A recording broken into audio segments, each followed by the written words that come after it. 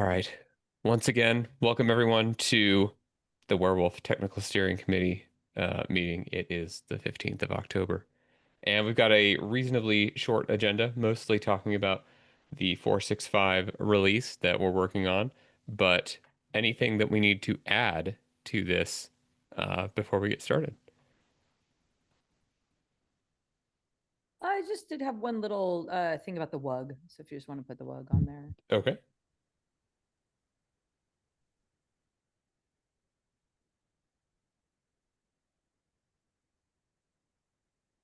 And I see Tim is adding an open HPC update, so great.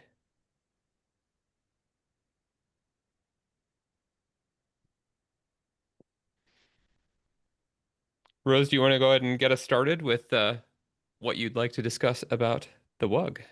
Yeah, sure. Thanks, guys. So we've had two now so far. So thank you everyone who was able to participate and join. We've had two presenters and then some conversation. Both times Jonathan got to give an update about the community, and then we had some conversation after. I think that flow is going pretty well. Love your guys' feedback on that. So it's like I do a welcome, Jonathan does some updates, we have a little presentation and then conversation. Thoughts, opinions? I think it's good. So far, so good. Yeah. We do. So for next month, I know that we had kind of talked about like just committing to, once a month and then, when we need and want to, just canceling it. It's not that big of a deal. It seems that, being the second Wednesday that in November, kind of right in between other things that I'm doing. So it works fine for me.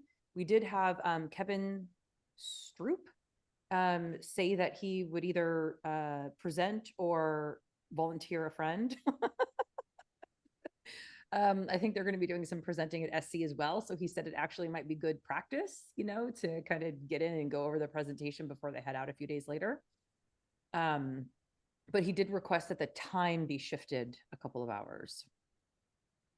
So what are your guys' thoughts on that? Do you have any strong opinions on moving the time? I know, Jonathan, you had pitched in a comment about that you kind of like the idea of having different hours so maybe different people can participate. I've seen some communities similar that have kind of a geodiverse population move the meeting around during the day so that it's more convenient for different people at different times. I would be supportive of that. I see a nodding of the head. Ian, you're open to it? Yeah, and we actually tried it here once or twice to accommodate somebody in Japan, I believe. Yes, that's right. And I just fail at calendaring, so it wasn't very good. All right, I didn't stick to it very well. But that specific person is moving to Reno, so he might be able to join here soon. Wow. Okay, that's a big move. That's a Yeah. culture shock if I've ever thought of one. Cool. Chris, do you have opinions on that? Good to see you. Uh, no, the time, yeah, but if we can, earlier is possible, yeah. But I'm okay with the date. It's kind of just before I call it a day.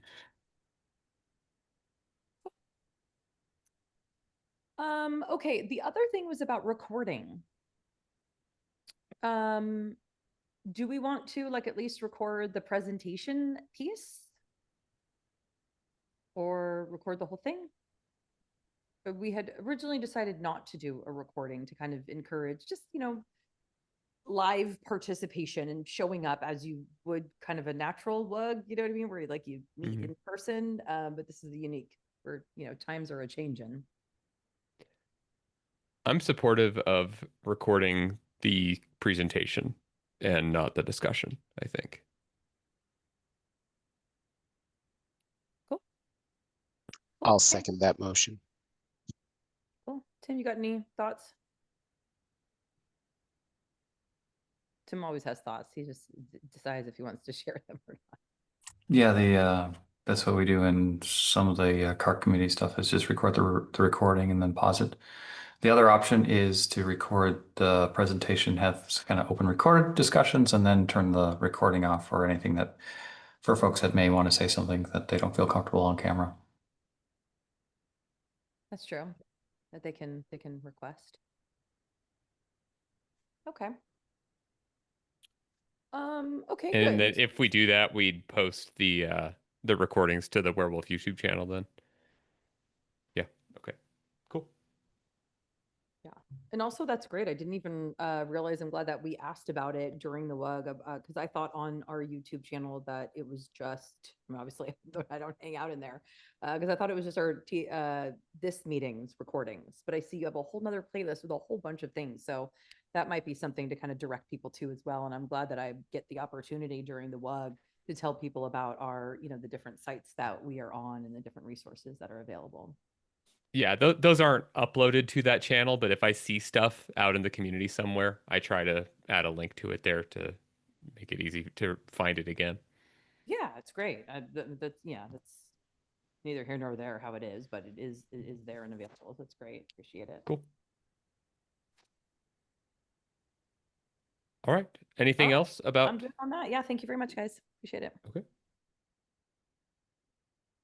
So the next topic of discussion is the status of the 465 release. I will pull up just as an overview the current status of issues and pull requests. So from issues, this is where we are. Two of these have PRs that are in flight. And for active pull requests, this is where we are. So we're pretty good. Christian, I saw your request to get this one through. I have not looked at it since your request. My recollection was that I liked it originally. So I'll Yeah, but look it forward to changed reviewing the now a output. lot. Okay. So there is the yeah, I think we should talk about it because I don't know if you like that or not. Let's see if I can fire up my virtual machine. While you're getting that up, let me talk about the current status of this set up the TFTP boot directory thing that OpenHPC has been or has asked for via Tim, and thank you for this. So I have a not a pull request yet, but I have a branch locally that does the part that is requested here. But in order to do it, I ended up doing it with I found a native Golang library for doing SE Linux manipulation, whereas in the past with Werewolf Client, I was shelling out to like restore con and change con. And so I'm trying to port that new Go library into Werewolf Client as well, so it's not dependent on shelling out. So that's mostly what I'm doing right now. Let me show real quick how this is working. Um, oh, what have I done? Are you seeing this this terminal window here? Yeah. Selected. Okay, cool. So um if I've got an Etsy werewolf.conf and then oh, I've got this new setting SE Linux context in the TFTP thing so that you can tell it what context should be used for that. I'm not committed to this value, but this is a thing I'm setting, and that way we could declare in a package what it should be without hard coding it inside of Werewolf control. And if you run this,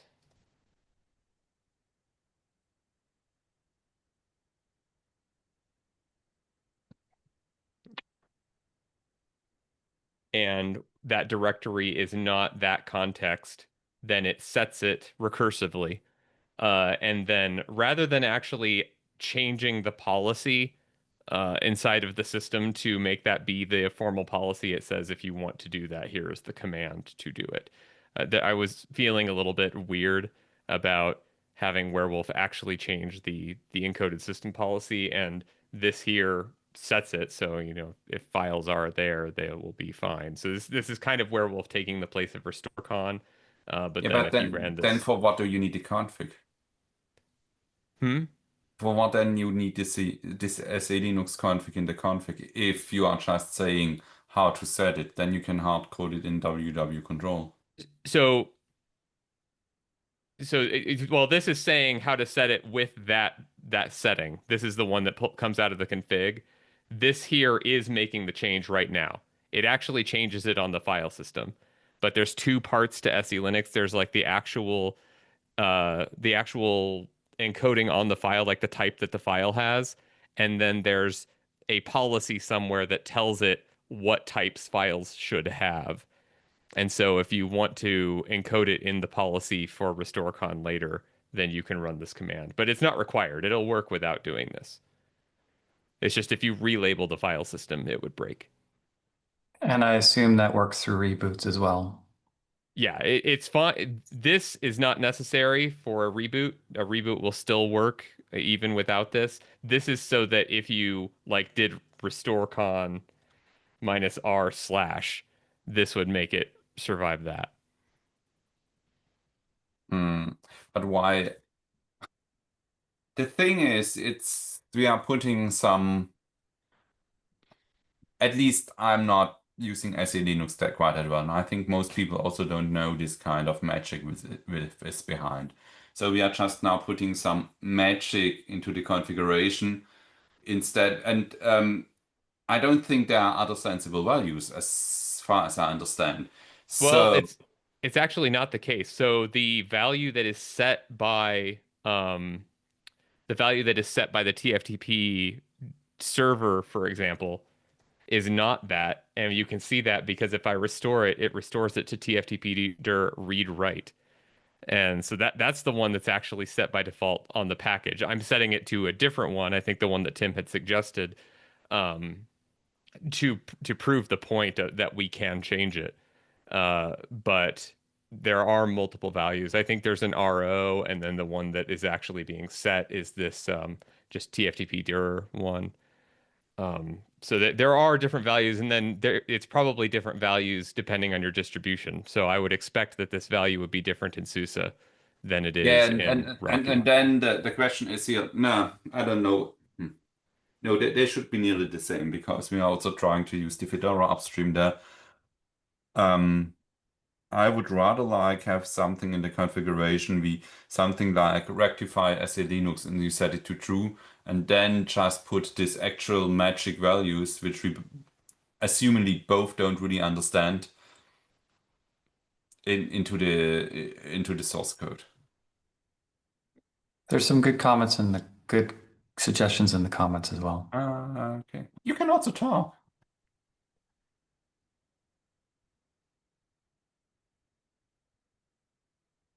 Yeah, it's a packaging issue, but that's true. Disable SE Linux. Just big on the on the home page. So for context, the reason that we have to deal with this, so if you install the TFTP-D server package, then yes, it marks varlib Warewulf, or sorry, it marks varlib TFTP root or var TFTP root. Yeah, varlib TFTP root. It marks it there, and then we just by default we store our files there, and everything is fine. But if we use DNS mask for TFTP rather than the TFTP server package, then DNS mask does not include a TFTP server directory in its package. So we have to create one and then mark it SE Linux appropriate for it. Because DNS to be mask honest, isn't doing it for us. that's in the long run, that's a DNS mask bug. I've been running DNS mask since I decided to start using Warewulf with the 4.5 series. So it's always been in a, externally managed location as far as that package is concerned. Does TFTPD have a configuration option to set the TFTP route? I think it doesn't have a config file for it. The way TFTP server works is it's an inetd service. Basically, it runs in systemd now, but it runs as a socket, and I think it has a command line argument for it. So you have to change the systemd like socket configuration for it, so it starts up with different parameters. Do you think it would? So I'm just trying to think of a way. Regardless, like we can change the directory that it's using here. That's not hard coded either. And so if we changed it here, and then it would manage that location also, or instead. What I think would make sense is to just set the TFTP root somewhere inside of a tree that Warewulf is responsible for, regardless of if it's TFTPD or Werewolf or DNS mask, and then have whatever package handle the labels. The idea being, lost my train of thought. I don't think that Werewolf should be managing like the SE Linux stuff, and if we're gonna, you know, put stuff in a special location, which we have to do for DNS mask because it doesn't make one out of the box that's properly labeled, at least, as just make a directory for that stuff to exist somewhere, and have TFTPD use that directory, or along with DNS mask. I don't know. I'm seeing it both ways because like we make it a configurable, right? It's not. So if people do change it from what the Warewulf package might do, they'd have to change the SE Linux label anyway. I would have to review the configurability of setting that directory in the TFTPD, like the current default server's configuration. I think that is similar, that it just kind of expects it will always be in varlib TFTP root, and in order to change it, we would have to rewrite the systemd configuration for it. But I can Would check another that. option be just a hard, cut with TFTP as far as like Werewolf compatibility is concerned, and say like version X of Werewolf no longer supports TFTPD?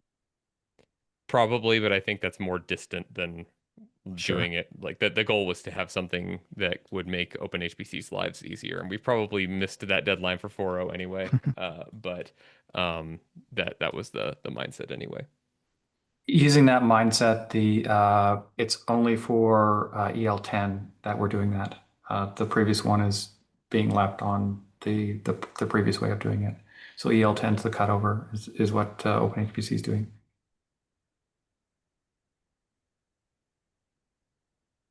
So I will reevaluate the possibility of doing that with the packaging.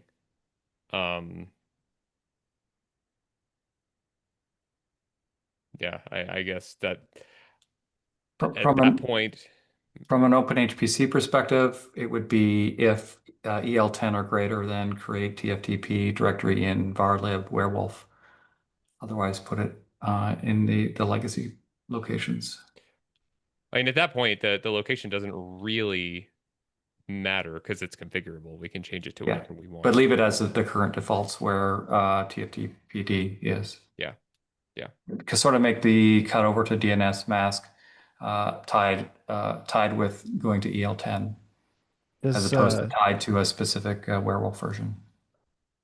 With the work in progress that you've got there for, the setting the label or whatever, does that run every time you run like a configure for the TFTP? It checks it, but it doesn't relabel anything if it matches. Okay. I don't know.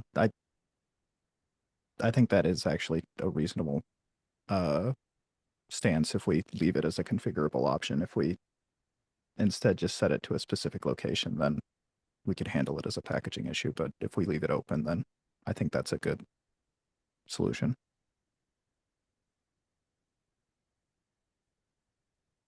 And Christian, I think you were more in favor of having the type be embedded in Warewulf. It's yeah.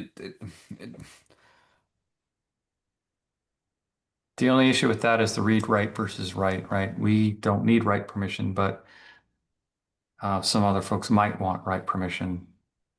It should be okay. So like, unless you're running SE Linux in like some of the more strict modes beyond just targeted, it won't affect you. Like that type enforcement should only apply for the TFTP daemon. Maybe we just have an SE Linux Boolean, but then we have a default value for the type, and then you could override it if you needed to. Yeah. But then all you have to do in the common case is just say SE Linux true or something like that somewhere. That would be the best one. Just set it to true and then Can we do true or whatever the configuration value is? In theory, I'll think about that. That's a reasonable question. yeah, string and try to pass it to bool, and if it doesn't fail, try to use the value. I don't know if this is possible. From a backend perspective, that kind of scares me, but It should be fine. naive- It's just you read the value, and if the value is a special sentinel that's like true or something like that, then you substitute in the default. All right, that's what I've worked on. I have not started working on this add provisioning interface to DNS mask template, but I think that is probably simple, and I just haven't looked at it yet. Christian, do you have your thing for Yeah, my thing tags ready. working? If I'm allowed to present. Oh, Here we go. let's try. No, basic. I want to use system window capture. And now I have to get the right one. Now we all sit wondering if you're going to have to reboot Linux in order to get it to share out over Zoom. Oh, it's working. Do you see it? Yeah. Yeah, that's the option which is there. I just showed the help. It doesn't have any options, so it just has the debug and the verbose options. Now what is it doing? Now I will running the command. Now you will immediately see it just passes through the file, and then you see for every variable it finds out.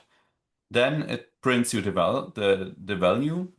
It is kind of fussy because in the network, I just now put some random script here.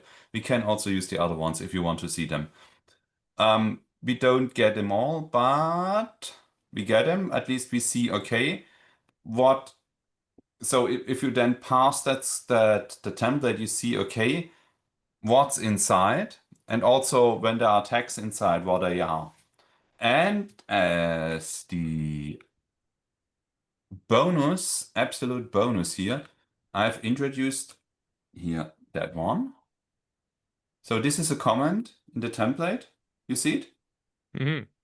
And if the comment starts with the variable itself and a colon, then the rest of it will be displayed in the help.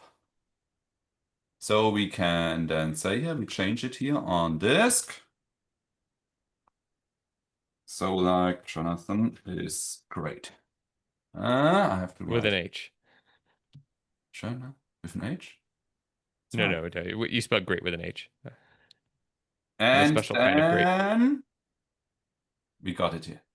Cool. So we can implicitly document in the templates what the variables are. Especially this is useful to text because for the master it's kind of you do not always know is bonding allowed or not. The only question I have here is we could go here and say but I didn't implement that yet, but this should be fairly easy here. Like something here. This is the template or something like this. This is Documentation for the template overall. yeah. Best template. Something oh, it's too late. Yeah, this is also passed out and then kind of displayed at the top or something like this. And then I noticed that IPAddr6 is in here twice with different helps. So presumably that variable is just used twice in the template and has different stuff next to it. Yeah, So, yeah, right. I don't know why it's now passed. Oh, that's a bug I notice here. yeah. But it's probably just a bug in the metadata in the template, right? Yeah, it's perhaps in the metadata to find out that stuff you have to it's not that. Let's see if I'm here in the right directory.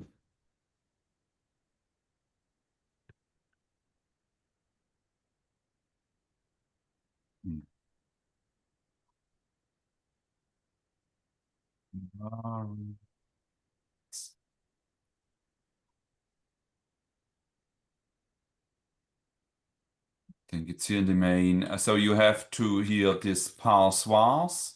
So you have to parse several times through the vars, and I think this parse vars is the no.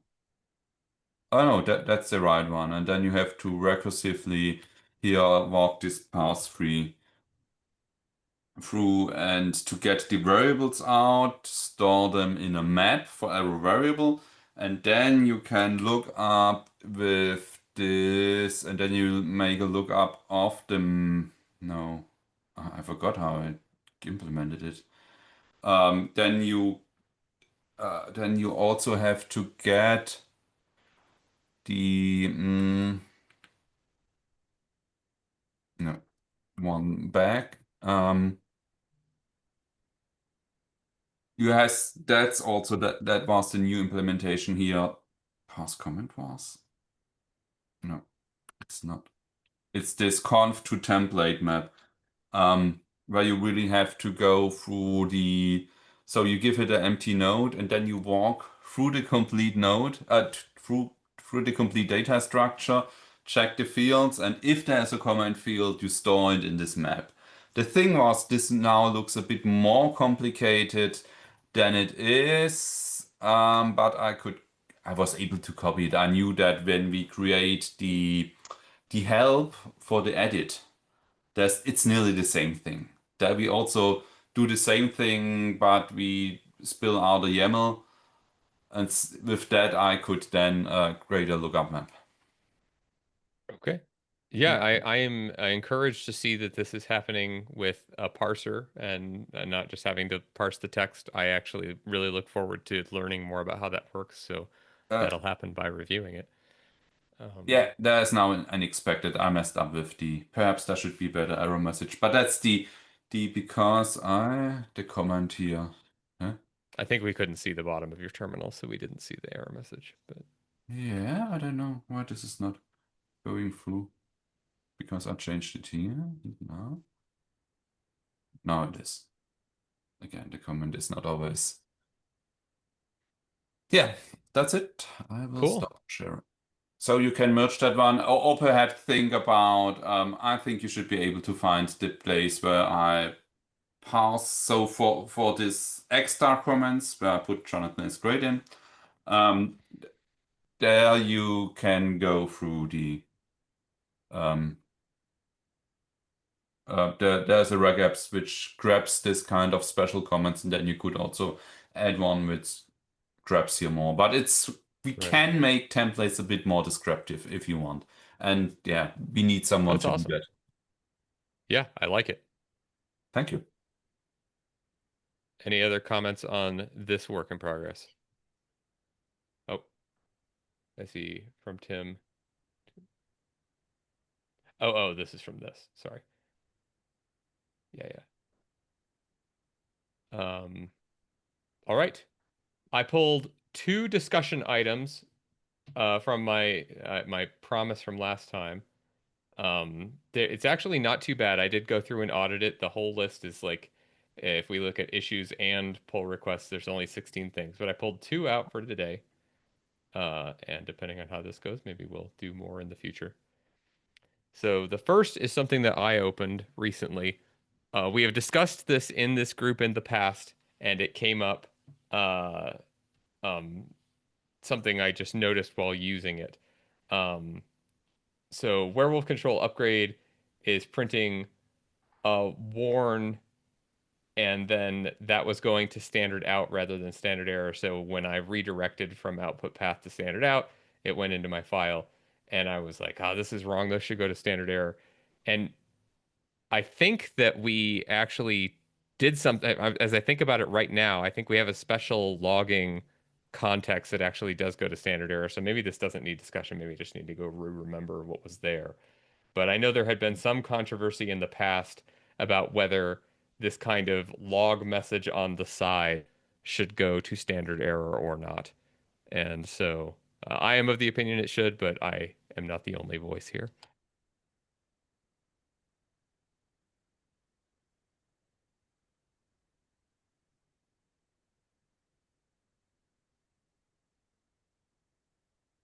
Any other opinions?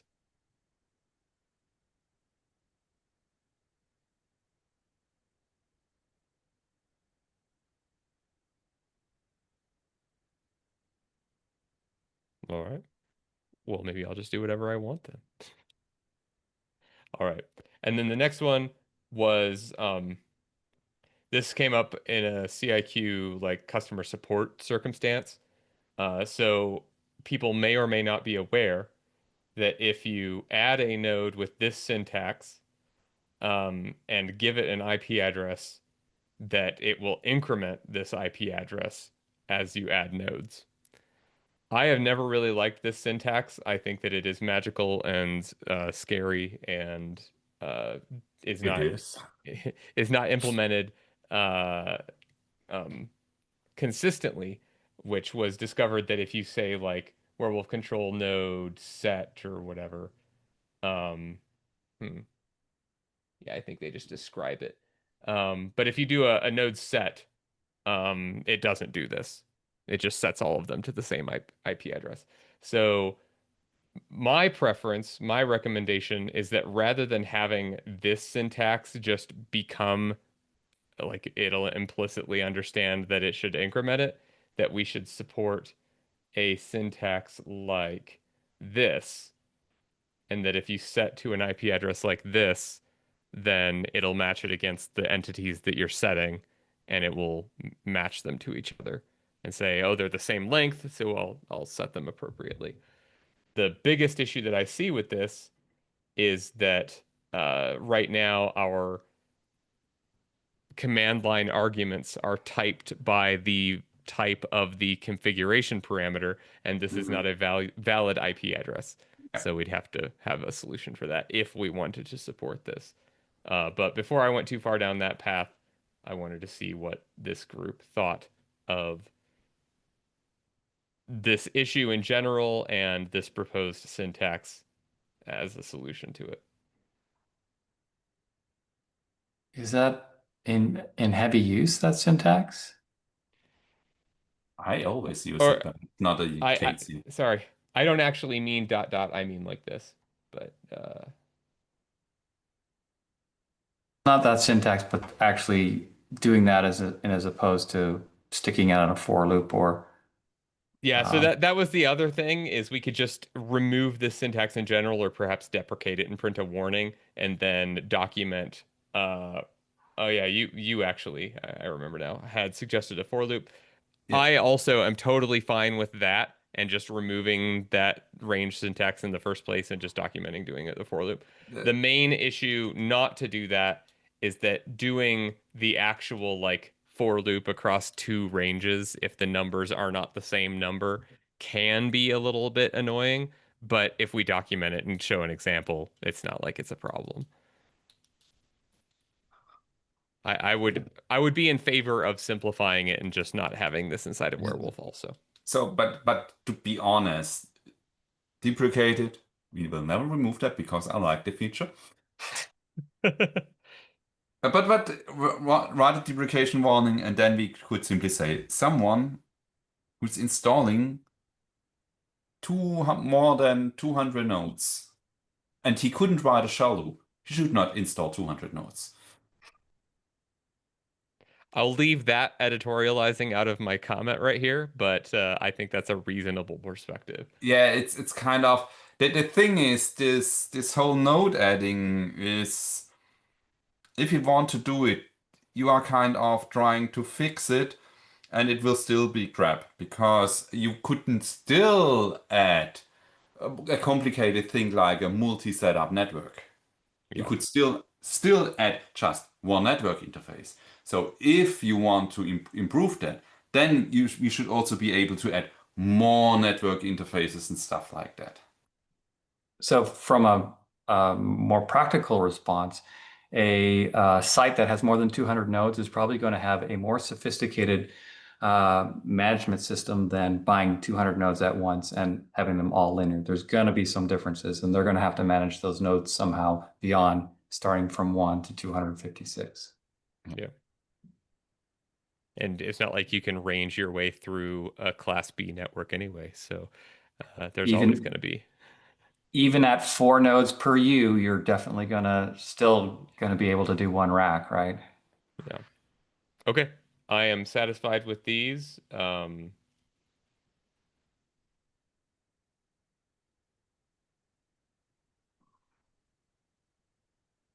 Don't think I'd want to put more than 254 nodes in a rack.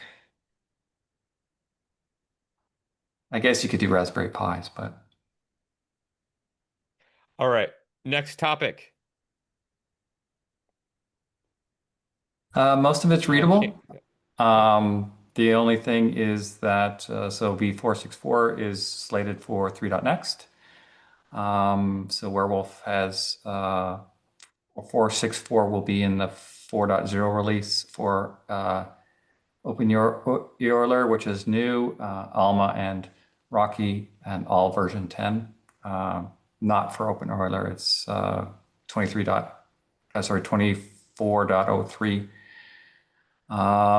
The big change is obviously moving to DNS mask because of EL10 images, and we have optional sections for two-stage and provision. So two-stage, including provision to RAMFS and provision to disk. They're all tested. So the test suite will test all three combinations of them. So we get some regression testing there.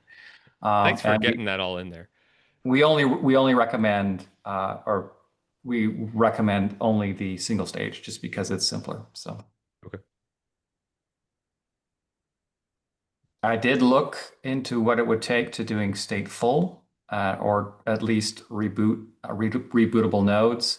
I think there's a little bit more work that needs to be done in terms of what I found is that it's not straightforward to have a separate boot partition, but that would be a way of doing that would be in the current logic is expand all the FS tab entries and create and mount them early on. Mm. Okay.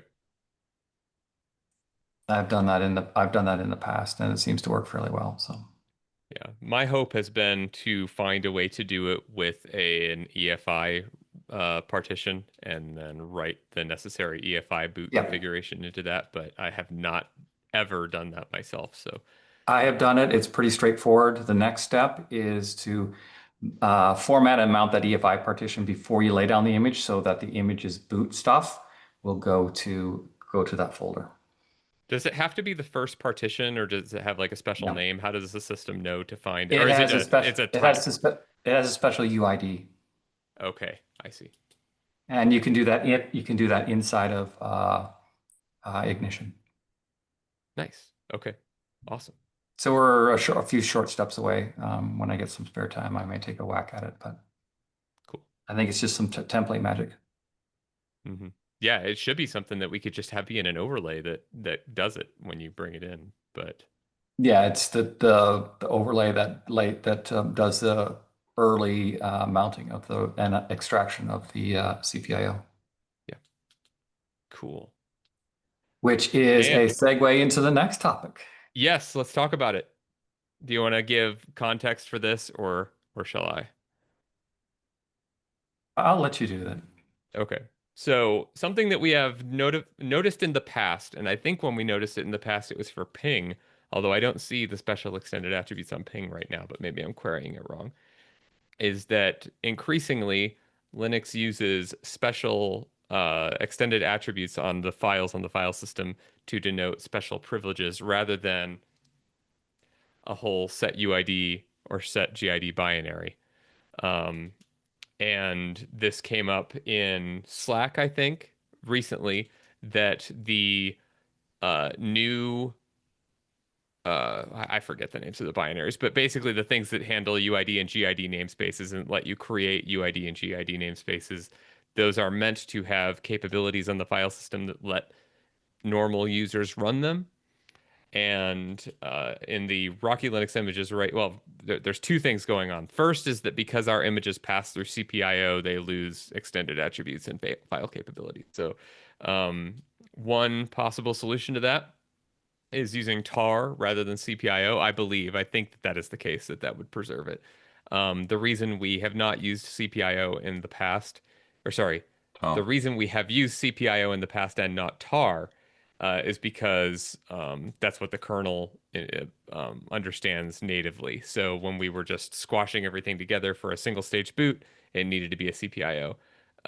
But two-stage boot could theoretically use anything. So we could do tar there. The other solution that I have proposed in the past, which is discussed in a GitHub issue about this from the past, is during the image build process, we could crawl the image for files with special capabilities and then write that to a manifest and then have part of our Werewolf init process be to go and recapabilize files on the file system that matter and do that kind of like how we relabel the file system for SE Linux when it boots. That's a little bit ugly, but at the time I had not considered that we could use tar for it. So probably that's the more elegant solution. There is a secondary issue that right now the at least the Rocky Linux images upstream do not have those capabilities preserved even in the Docker images. So I have opened an issue with the Rocky Linux team about that and noted that in the related GitHub issue. But this is a relatively large change we would have to make, I think, and we should do so with care. I think technically it wouldn't be too bad. I would do it only for two stage because that's the only way you can do it for the tar method is two stage, and you just create the tar including the X adders and then pick up a config option, and if it has a tar you extract it. So if you want anything more sophisticated than something splatted down, you use dry-cut. Yeah, and then we just need a configuration variable. A configuration variable in werewolf.conf that says whether it's using CPIO or tar. And then my recommendation would be that if we do that, it's a global setting. We're in tar. No, why should we have this setting? We can have both archives at the same time. Well, because okay, then it's whether to build the tar archives or not. Then because it doubles the size. Just build the tar archives. Well, then if you do it with tar only, then you can't do a single stage boot anymore. No, both. We can have both at the same time. Then it doubles how much space it takes on the disk. And people are already complaining about it. We are not living. Come on. I grew up with floppy disk. You too. You grow up with ESOs, but not today.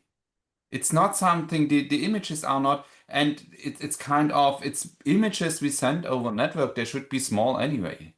And if somebody messes that up, then he most likely has enough disk space. It's just disk space. You're talking about to save some, perhaps 2 or 3 gigabytes. No, the people that I am working with are building upwards of 10s and 20 gigabyte images, and Yeah, they're but then definitely still, complaining about how big they are. how many do you have? Then you just double this. Yeah. It's not so that it's not. You are trying to just what we should then really care more about is something. If you say before like saying, oh yeah, you can have CPIO, and then you have to decide if you have it or not, then you change it, then we have to take care that they are properly rebuilt and not and whatever. What we should then have is more or less a tool where we can say, okay, how much space takes this image up with all its images? Where is my space? We even don't delete. We even had a tool for a long time which cleaned up the downloaded containers. And you currently do compressed and uncompressed images as well. Yeah. Right. And I would just say, okay, PRs are welcome. And especially if you use a proper file system, they would be even how's it called? This when 2 blocks point to the same thingy, then it's deduplication. Yeah. They're even deduplicated. Well, you're saying you think that that would only be true for the uncompressed versions should do of that. That would FS only does it. Okay, I don't care for the other ones. Yeah. All right. No, but you got my point. It's kind of you are trying. It creates a lot of headache just to save some space. And Well, I don't think that there's a lot of headache to let people configure whether or not to build the CPIO because or then you TAR have to version. document it that you can configure it. Then you have to think what happened if the configuration changes. Then will this restart, and then will Werewolf then rebuild all the images when it's restart and you have a startup delay? Or we will provide a special comment. Oh yeah, if you have done it, then you have to write in www control rebuild images or something like this. And we already have to do that. We already have that, but then you are just, and if you're creating them both, then we just have to say then you have to just that mention in the changelog. See, we added the tar format. You have to rebuild all the images, and not all the Well, time, just once. maybe part of why I'm okay with that is I'm imagining a future in the not too distant future where we only support a two-stage boot. And if we did that, then the CPIO images go away anyway. Nah. The CPIO images, we even keep the uncompressed ones. If you want Yeah, to, but I think we shouldn't. I would throw but we are those doing away. it, and you didn't Yeah. care. So why do you care now? No, I cared then. I just didn't care enough to change it. Yeah, see, and I don't care enough for that. But and you can Just always have remove both them of them, and we manually. are good. I think we're at least uh settled that doing like supporting a tar is the right path to solve the Yeah. problem. Yeah. And when that becomes implemented, we can argue about whether it should be configurable or not. I like the one line in the documentation saying you can if you're not using a certain method, you can delete them yourself. Yeah. Hmm. Just delete them. Here's the cron script to delete them. Because in production, you should probably have a script that's doing it, so you just add it to the script to delete it after. What if the image build command has an argument to omit certain types of images? Because that's where I've imagined it before, is that thing could say like don't keep the uncompressed versions, and that thing could No, say don't build the tar. that won't work. You have to configure in the werewolf.conf because we will build them on the fly. We try to build them on the fly. We never build We never build the images on we the never fly? build the images on the fly. Okay. We build the overlays on the The fly, but never the overlays. images. Yeah, but then we would have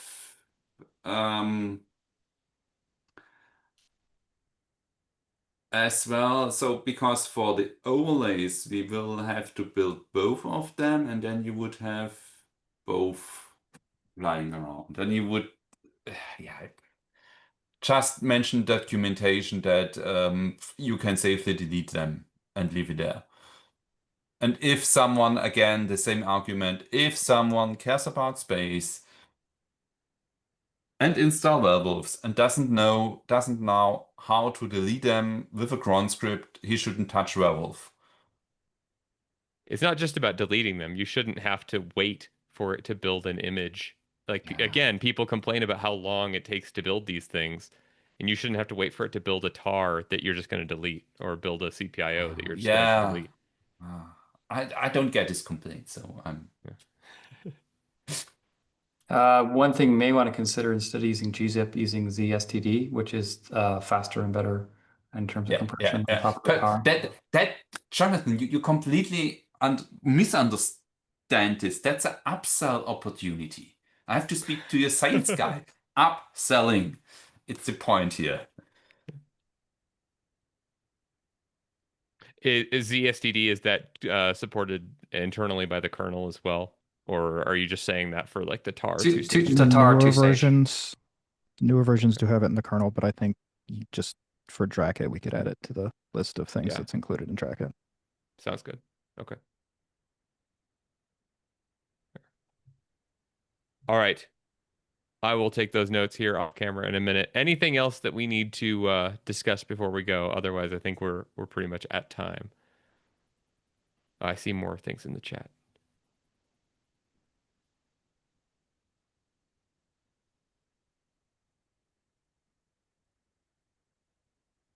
Okay.